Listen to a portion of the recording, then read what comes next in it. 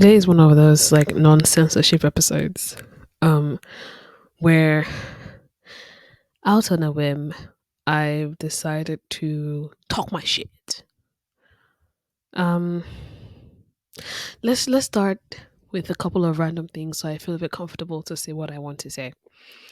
So I've been reading a lot this week. I started and finished My Sister, the Serial Killer. Awesome book, really good. I really enjoyed the like style of writing, like the way the writer writes in chunks, and it feels like memories. It feels like like episodic memory. It feels like episodes, like how you recollect things in life when they're like chunks of episodes. And like I initially like stumbled on it because of this TikTok where this person was like, we don't chop it back, chop it back, chop it back, chop it back. But it was related to the fact that most Nigerian authors write about women suffering. That it's so good to see a Nigerian book where it's the men who are suffering. And I thought that was interesting. And I read it and it was really good. Like my friend has also like recommended it to me. So I read it. I had a good time. I find Ayola such a very I like that she didn't get caught because usually when men are serial killers in a lot of situations they don't get caught. So it's good to see that happening for a woman as well. Women in male dominated spaces and all that. Um but like, I find that such a very like deeply disturbing person, but also like deeply interesting. Even more interesting is her sister. I've forgotten her name. That's how crazy it is. Like it's the fact that I forget her sister's name is a reflection of the entire narrative they're in. Like the writing is so good, it's so subtle that even in the way that the writing is written, like Iola still remains like an object of projection for her sister, whose name is barely mentioned, except obviously because she's telling the story from her point of view. But I've forgotten her name. Fuck, that's so interesting. I know it starts with a B. Is it Boyega? Boyega is a man. No, Tade is the man. Boyega was the one that she was dating. Oh, that's so sad.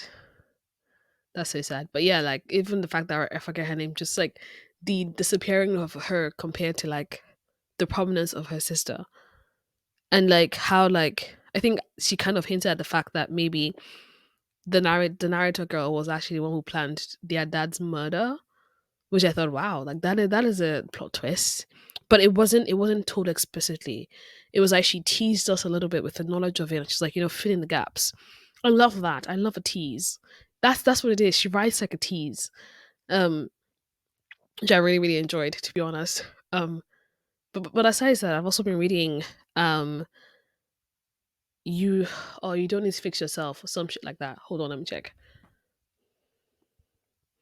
Stop fixing yourself. Stop fixing yourself. Wake up. All is well. Yeah. Stop fixing yourself. Wake up, all is well, by some guy. I forgot his name as well. I'm forgetting a lot of stuff today because I just feel like time has been moving really weirdly this winter. Like I feel like I'm losing chunks of time in such a weird way. Like I feel like not like I'm losing chunks of time. It's more like 5 days pass and I'm like, oh wow, 5 days has passed. A whole week has passed. Um, I don't get it. But anyways, I was telling someone when I was on holiday in Morocco that time in Morocco moves very differently.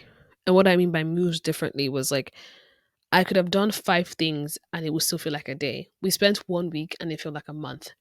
So the thing that I think about is it that London has a thing or the West has a thing where it kind of steals time from you? Or is it just an holiday? Holiday is like a space of liminity. I think that's the word, liminality. When you're in a liminal space, like a space in between. Um, I think it was Sisyphus. He was talking about the idea of a liminal space in one of his videos. But like, yeah, like I think holidays are like a liminal space. When you're in between, it feels like a filler episode. And you know how long like filler episodes can feel like it's like a whole new world from your reality. And so I feel like because even like you may like you like a place, but your experience of a place as a tourist is very different from someone who lives there. just because again you're in a liminal space. The constraints of your actual real life reality does not apply to you in this space. When you're on holiday, it's so different. So that's one thing. But yeah, back to my point. So I've been feeling like time has been moving fast again, which I don't like. But at the same time, I feel like I'm making the most of my day, like carpe diem and that shit. Um, but I wanted to talk about something. So I saw I've been reading that book, right? Stop Fixing Yourself, which I think is very interesting because I was speaking in that episode, my last episode, that I'm really struggling with the fact that I feel like I'm reaching for more. Like there's always more, and like, is it enough? Like at what point is it always is it enough? Like I am pretty easy in the sense that I don't really think too much about the idea of doing things. It's like, what else am I gonna do? Like, all right, like why not? Why not do it? Do it if it doesn't harm you. Do it. um, Harm you or harm somebody else, basically. But like the thing about at what point is enough, and basically this book, the synopsis is that we are programmed to be unhappy. And there was this interesting part where the author basically says that you're either someone is who is like programmed to be like not bored programmed, but like he kind of talks about people who are boring or bored of the monotony and repetition of their life, so they sink in that kind of programming, or people who are like also cursed with constantly seeking things, and that seeking of things also becomes you know a source of their unhappiness. So like it's like whether you're underachiever or an overachiever, you're unhappy because like if you're underachieving in quotes based on capitalist ideas, you're boring, and that brings you happiness. If you're achieving, it's never enough. It's always more, and that brings you unhappiness. And it's like a constant rat eating its own tail, snake eating its own tail, whatever analogy floats your boats, really. Um, but yeah, I like when I talk like this and I shoot really fast ideas, and I feel like I'm very excited about something and I'm on the cusp of explaining a concept to myself. I love it so much. It's one of my favorite spaces to be. But coming back to that, so he basically goes on explaining how like, and I really took some really good things from the book in the sense that I'm more conscious of the fact, because I told you I had a feeling that this way of searching for more, the way that it is, where is it coming from? So what I'm not trying to fix anything, and I think that's one thing this book is teaching me is it's not about fixing, it's about observing. Like I'm not trying to fix it, I'm not trying to go into build a whole mode. I'm just trying to observe. And I think that's the point of awareness and being in the now. It's observing. It's being awake and watching yourself, you know? So yeah, I've been really learning that from this book, which I think has been really helpful in terms of just opening my eyes, like being aware of how my body feels differently in different situations, being aware of when I am having a projection, being aware of how when I'm attached to an idea and actually asking, what am I attached to? Like just being aware of it. Um, it was something that I had unconsciously, but now I'm more conscious of it, which I think is good. I'm more awake to the idea, right? Um, but yeah, he talks about like how different people, we're all programmed, which makes sense. I definitely agree to that point that we're all programmed by society, and the programming is not even for you to be happy. The programming is made in such a way that you're constantly striving and you're unhappy. It's never enough. um this is the question that I always have for myself, right? If we're all programmed, like, it means everyone is programmed, right? And then you say, who's doing the programming? And then you say, well, white capitalist system, capitalist ideas. Okay, that's one point. Capitalism, racism, those kind of structures, imperialism, the top whatever. And then you ask the question, so who, if most people within, like, okay, the top are here and then the like the 1%, and then the 99% are programmed by something that is programmed, that is the 99%. So everyone within that system that is operating within like a capitalist or a imperialist ideology, like, of which most of us are, by the way, like all of us are to a very large degree in different variations, but we all are. If we're all programmed that way, the question always comes to who's doing the programming. And then you say like the obvious answers are there, right? But then it's like who programmed those obvious answers to be in the way that they are? Like at what point did it become that pattern? Right? Like did it just evolve in that way? Is it just the way that the universe just evolved into? But then it's like then where is the start? Where is the root of all of this? Like do you get what I mean? Like where's the root of all of this? Like is it just like a manifestation? If you're thinking about like things like Jung, like Carl Jung's idea of like a collective unconscious and the shadow is just a collective manifestation of our shadows. And then which I think that would make sense, right? Because then the shadows, you can't really do anything about the shadows, right? In the shadows exist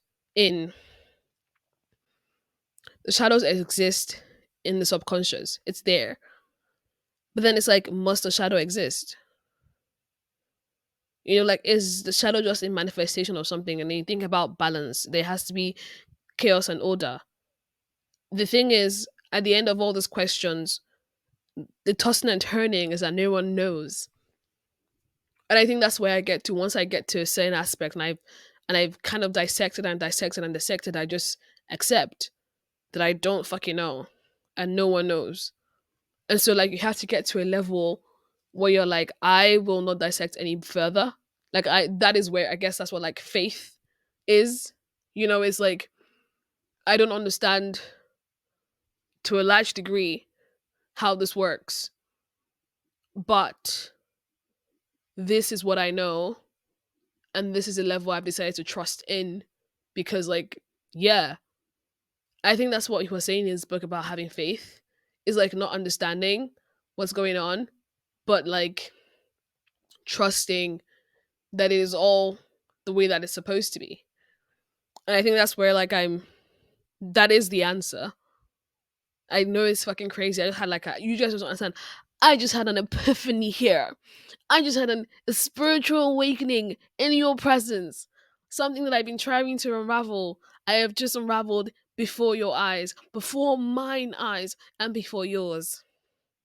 So yeah, like I think that's what it is. Like there's nothing spectacular. It's quite ordinary. And that makes it all spectacular, doesn't it? Right? If everything's ordinary, then it's all spectacular, isn't it? Can be anything you make it. I think that's very beautiful. I choose to believe that it's beautiful. So yeah, like